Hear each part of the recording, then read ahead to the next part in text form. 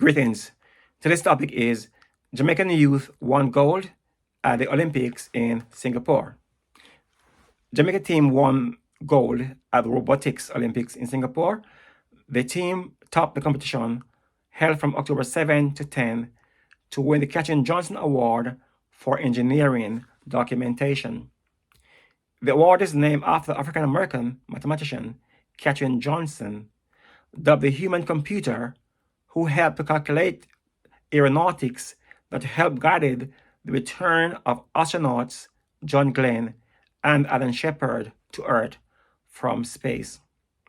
The award is given to the team that best demonstrates the journey they took in building their robots. Last year, Jamaica team won the silver medal in the Albert Einstein Award category for first global international excellence, while the UJAA won the Al-Khwarizmi Award for outstanding supporter.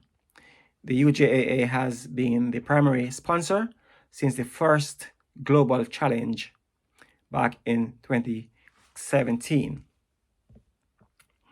Now, it is brilliant that the government is pushing for and encouraging STEAM subjects among the young. However, where the immediate push should be is putting the hundreds of thousands of adult Jamaicans in full-time work. Without this base of mass full-time employment among the mature adults, many of which are poorly educated, Jamaica will continue to struggle to hold on to its talents. For example, the exodus of teachers and nurses every year to the developed countries. The one industry that Jamaica has that could employ an extra 100 to 300,000 full-time staff is the tourism industry. Even poorly educated mature adults could be trained for as little as 2 to 3 weeks and be put to work in a massively expanded tourism industry over the next 5 to 10 years. This would double Jamaica's GDP in the process by putting mainly idle hands to work. Then Jamaica would be able to pay its nurses and teachers better, lessening the chances of them having to migrate for higher wages abroad. Hence, instead of boasting about the low unemployment rate, the government needs to look at how many people are only working a few hours per week. Some people may just be doing a half-a-day job each week, while others may be working 1 day or 2 days each week.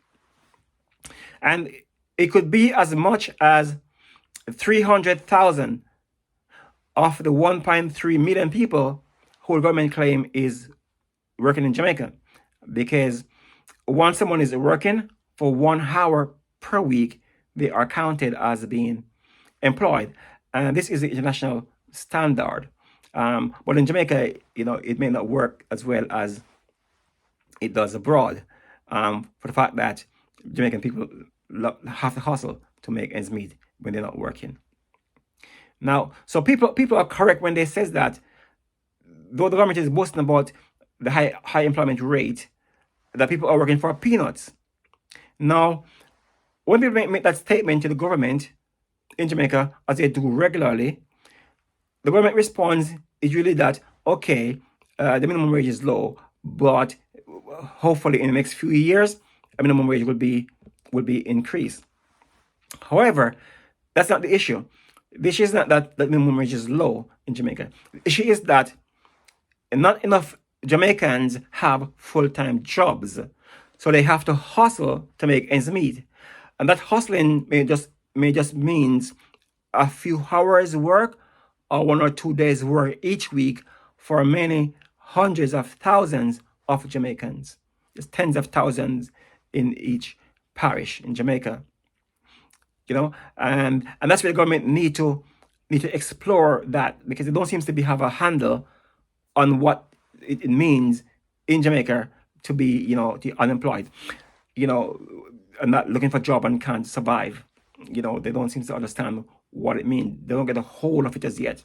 But a massive expansion in the tourism industry around Jamaica, not only in the North Coast, but in rural parishes as well, on the South Coast as well, especially in the southwest of Jamaica, parishes such as Manchester, St. Elizabeth, and Westmoreland in the southwest of Jamaica. They badly need this mass employment, because the country having 100,000 of people out of the workforce, idle hands, then that brings down the average GDP per capita, for the country, each year. If those people can be put to full-time jobs, can you imagine if the government massively increased the tourism industry in Jamaica, around Jamaica, and say to people that, okay, if you work for 3 years to 5 years, full-time jobs, and pay your national housing trust each week or each month as they get their pay, then after 3 or 5 years, people will be qualified to receive a parcel of land or a house they can buy for themselves, because they are now in full-time jobs. It's very demoralizing when people don't have full-time jobs, proper jobs they can count on. They can't make any plan for the future, and they get frustration set in very easily. And that's where I think a lot of the aggression, a lot of the crimes in Jamaica, the criminality in Jamaica, even the murders and all that stuff, a lot of them stem from hopelessness. And the government of Jamaica need to bring hope to the people of Jamaica, not hopelessness. So yes, it's good that the government is encouraging the STEAM subjects. And the STEAM is science, technology, engineering, arts, mathematics, and that's good.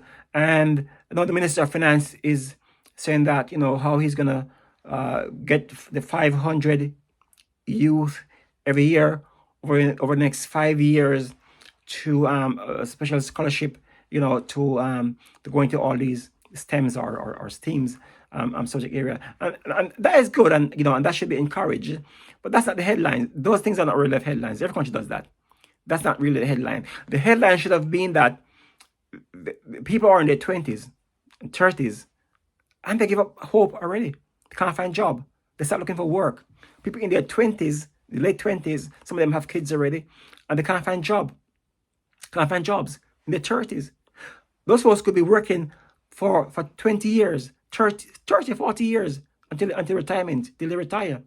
They could be working and have a house, because when you are working, you have a family, you have a couple settled down in Jamaica. People having children and don't live together because they can't afford to live together. So the girl live in her mother's house still, the guy gets her pregnant, the guy live in his mother's house still, or live in a little shack somewhere, and they can't come together to live together as a family. But if they were working in a proper full-time job, the mindset would be different, and they will think more maturely, and they will think more long-term, and it will change the psychology of the country. So, Mr. Prime Minister and your cabinet in Jamaica, you need to provide jobs for people in the tourism industry, because that's what Jamaica know about the tourism industry.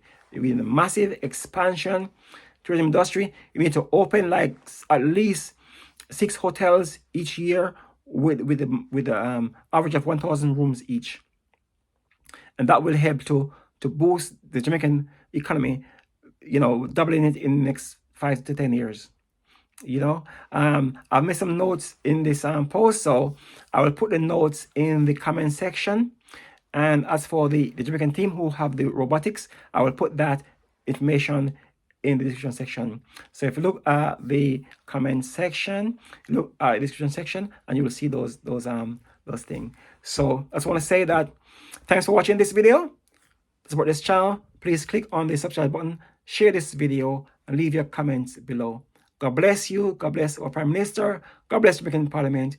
And God bless Jamaica. I want to be below 10 seconds. So God bless you.